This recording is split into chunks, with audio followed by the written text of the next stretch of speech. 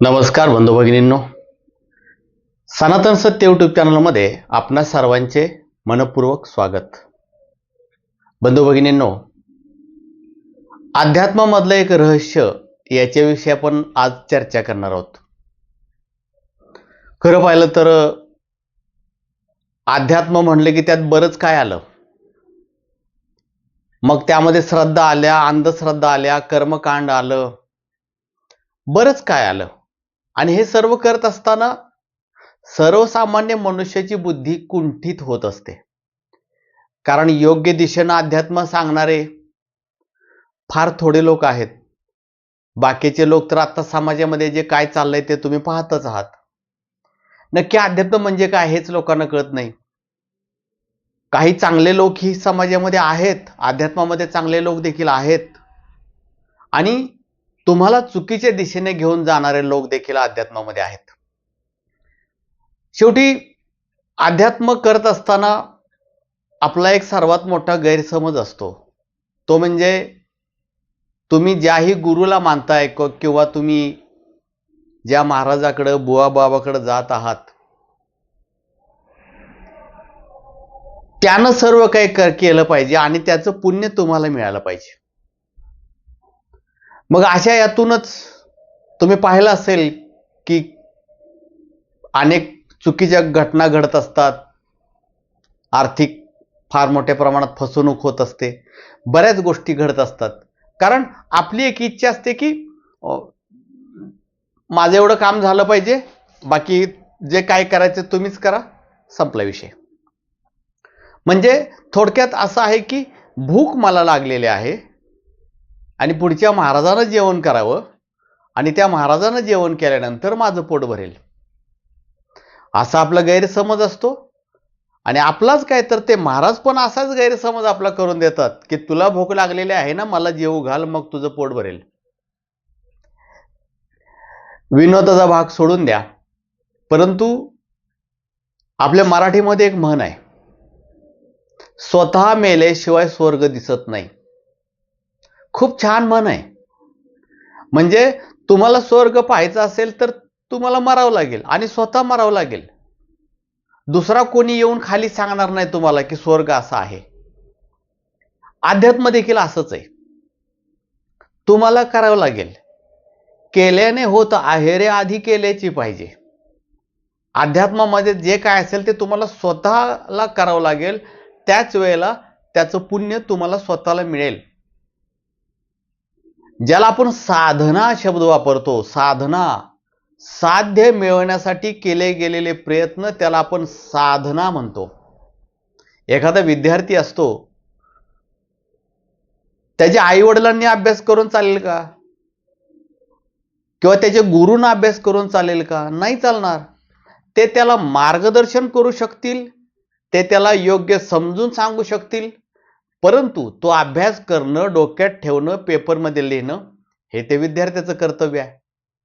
त्याच पद्धतीनं अध्यात्मामध्ये देखील ज्या साधना असतील, जप असेल, तप असेल, ध्यान असेल, नामस्मरण असेल, ज्याही काही साधना असतात अध्यात्मातल्या, या साधना तुम्ही स्वतः करायच्या आहेत.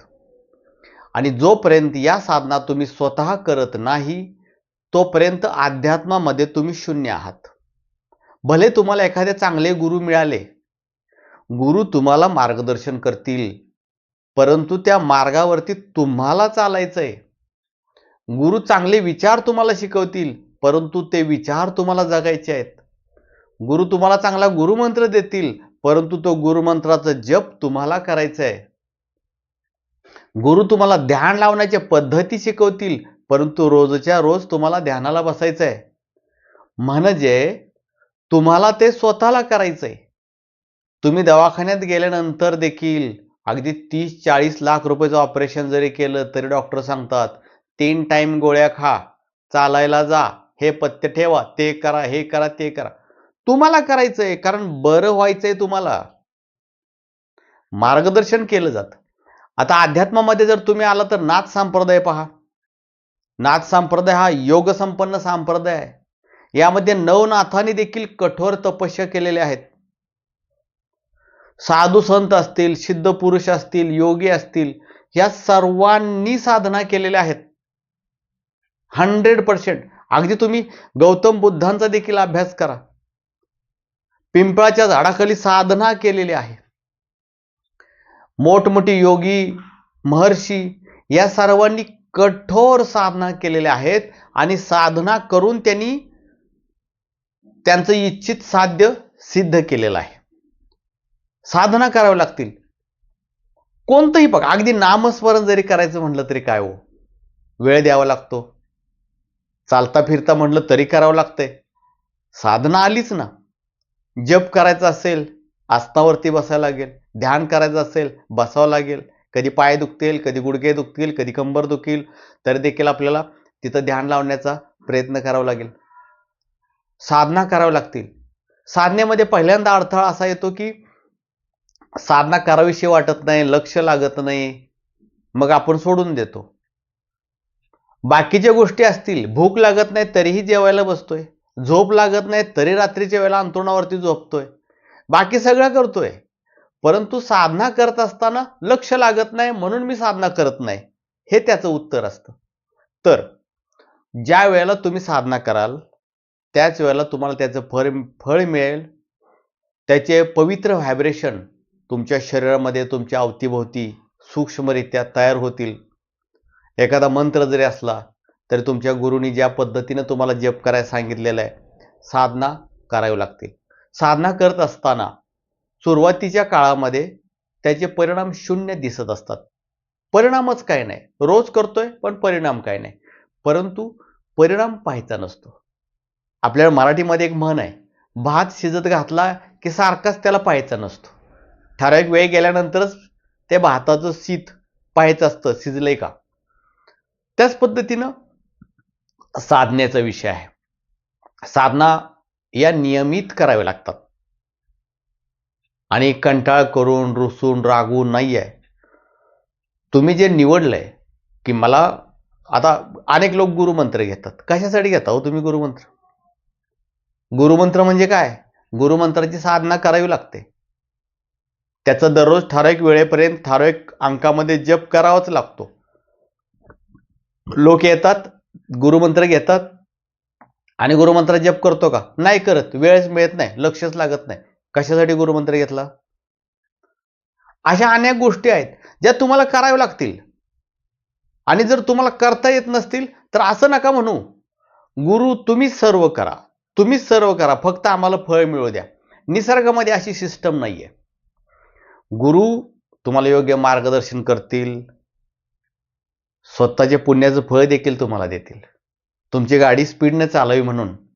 परंतु जी म्हण आपण मागाशी वापरलेली आहे ना, की स्वतः मेल्याशिवाय स्वर्ग दिसणार नाही, तुम्हाला साधना कराव्या लागतील. साधना करत असताना त्यामध्ये काही काळ जाईल, कदाचित 1 वर्ष जाईल, 2 वर्ष जाईल, 3 वर्ष जाईल, सांगता येणार नाही. तुमची साधना करण्याची तीव्रता किती आहे यावरती हे अवलंबून असेल. आणि त्यानंतर एक दिवस तुम्ही त्या साधनेमध्ये सक्सेस व्हाल. कोणतीच गोष्ट सहजासहजी मिळत नाही. तुम्हाला ग्रॅज्युएशन व्हायचं असेल तरी पण तितक्या वर्ष शिकावं लागतंय. कोणतीही गोष्ट असू द्या, त्याला एक वेळ द्यावा लागतो. तसंच साधना कराव्या लागतील. जशा जशा तुम्ही साधना करत जाल तसं तुमचं तिथं लक्ष लागायला चालू होईल. तसं पाठीमागच्या नकारात्मक ऊर्जा निघून जातील, सकारात्मक ऊर्जा येतील. परंतु साधना कराव्या लागतात. नाम जप जरी असला तरी सुद्धा नाम जप करावा लागतोय, भजन कीर्तन देखील करावं लागतंय. केल्याशिवाय होत नाही, केल्याने होत आहे रे आधी केल्याची पाहिजे.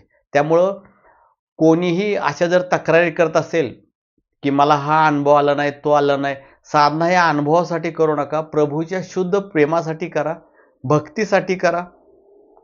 तो तर तुम्हाला अनुभव द्यायला बसलेलाच आहे, परंतु चुकीच्या दिशेनं जाऊ नका.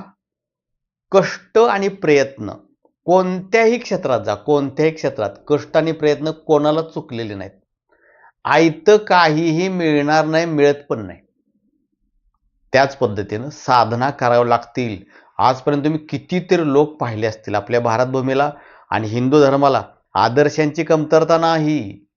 हजारो आदर्श आपल्या समोर आहेत. कशा कशा कठीण कठीण साधना करून हे लोक सिद्ध झालेले आहेत, तपस्या करून तपलेले आहेत. किती किती करतात लोक, पहा तुम्ही किती केलेले आपल्या लोकांनी पूर्वीच्या, किंवा आता पण असे महान संत आहेत त्यांनी ते केलंय. म्हणजे साधना त्यांना चुकल्या नाही तर आपल्याला का चुकतील?